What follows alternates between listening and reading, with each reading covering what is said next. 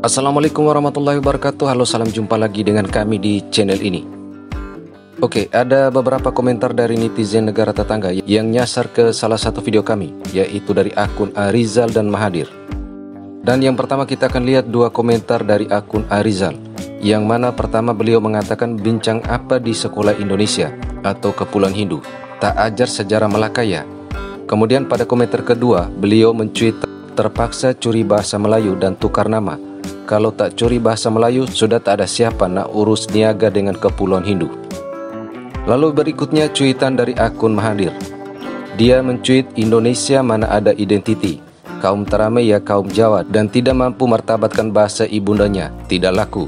Tiba-tiba Jawa Hindu klaim bahasa ibunda kaum Melayu Malaysia sebagai bahasa ibunda mereka.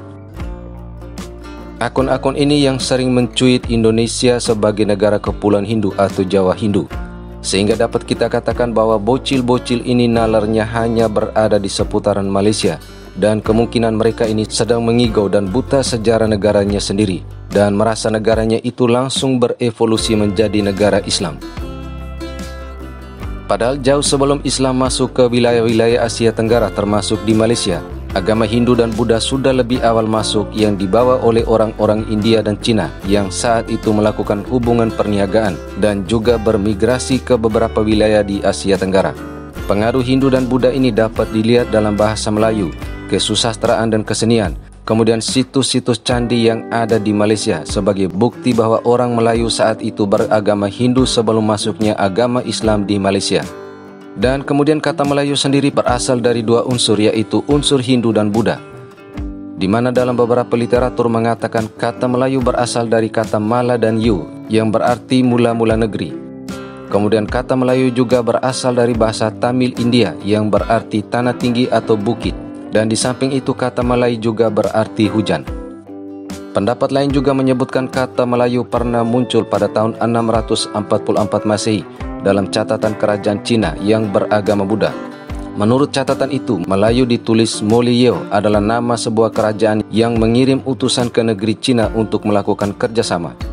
Nah, terlepas dari asal-usul nama Melayu, yang jelasnya wilayah-wilayah di Asia Tenggara yang di Malaysia katakan Nusantara atau Alam Melayu, sebelum adanya penyebaran agama Islam, wilayah-wilayah ini menganut agama Hindu maupun Buddha. Bukti-bukti sejarah selain manuskrip juga berupa artefak dan candi-candi yang ada termasuk di negara jiran. Ahli-ahli sejarah mereka pun mengatakan agama Hindu dan Buddha dibawa masuk ke Lembah Bujang melalui 3 tahap. Tahap pertama yaitu tahap Buddha awal yang berlangsung dari abad ke-4 hingga abad ke-5 melalui pedagang-pedagang Cina dan pedagang India.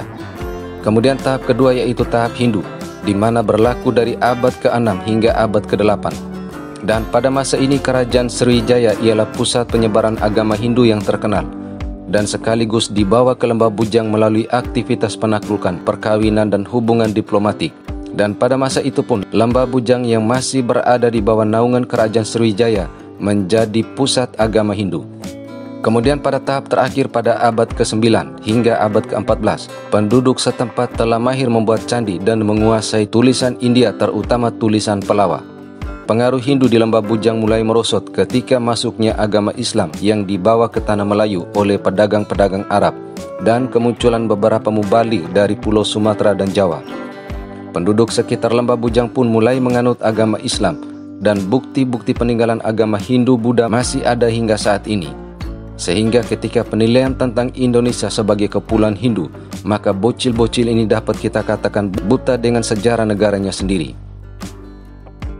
Lalu yang menjadi pertanyaan kita, apakah sekolah di sana hanya mengajarkan tentang sejarah kerajaan Melaka saja yang berjaya pada abad ke-15 dan tanpa mereka sendiri sadari bahwa sang pendiri kerajaan Melaka yaitu Parameswara adalah seorang yang beragama Hindu dari keturunan Palembang sebelum menganut agama Islam. Dan ketika berbicara tentang Melayu, apakah Melayu itu awalnya langsung menganut konsep Melayu adalah Islam atau Islam adalah Melayu, sehingga melupakan asal-usul Melayu dari kemelayuan awal yang mana ada pengaruh Hinduisme dan Buddhaisme. Dan kemudian Melayu itu apakah hanya milik Malaysia yang menggaungkan Melayu Mahawangsa? Kalaupun tidak seperti itu, maka dua bocil ini yang songong dengan ketuhanan Melayu, namun buta dengan sejarah negaranya sendiri. Sehingga ketika berbicara tentang identitas kenegaraan, maka disinilah perbedaannya.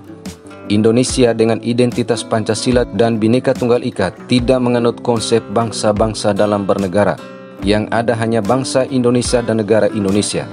Sedangkan negara jiran dengan identitas ketuhanan Melayu menganut konsep bangsa-bangsa dalam bernegara sehingga menanam bom waktu dalam benih perkauman.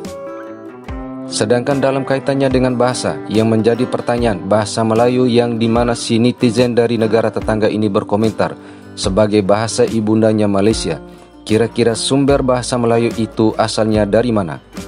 Dan adakah bukti peradabannya sebagai sumber dari bahasa Melayu? Sementara bukti-bukti peradaban bahasa Melayu itu adanya di Indonesia. Dan dalam kaitannya dengan bahasa Melayu sebagai bahasa kenegaraan, sebagai sebuah identitas, apakah identitas sebuah negara bisa berubah-ubah? Yang mana dari sebelumnya bahasa Malaysia kemudian berubah lagi menjadi bahasa Melayu. Sehingga kemudian warga negaranya pun bukan memartabatkan bahasa Melayu, namun mencampur adukan bahasa Melayu dan menjadi bahasa rojak.